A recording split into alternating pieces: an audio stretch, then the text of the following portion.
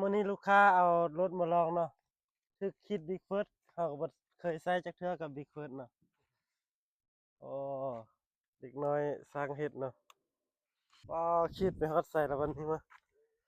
เว้ยเมืองเดียวติป้าอยู่ท้ายพี่แดนน่ะนี่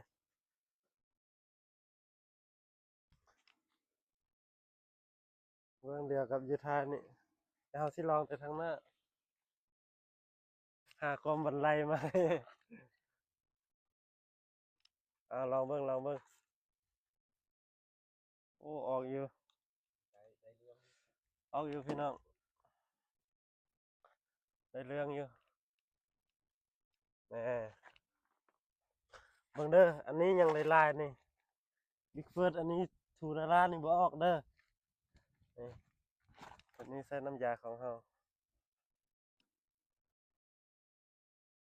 ห้วยแสดงว่าบ่ไว้หยังเขาอันนั้นคือสิออกคือกันแล้วอะเนาะมันถึกคิดถึงหยังลูกค้าถามอยู่แต่บ่กล้ารับประกัน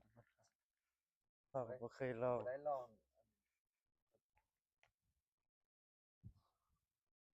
เดี๋ยวเอาน้ำล้างก่อนอาทิตย์เราต้องได้ล้างน้ำ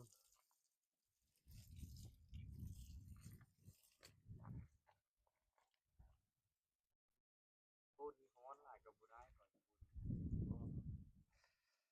มันได้คือกันย่อย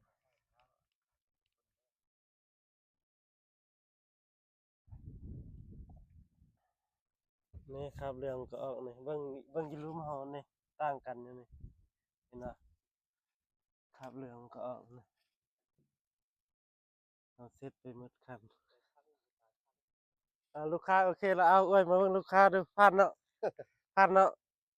โอเค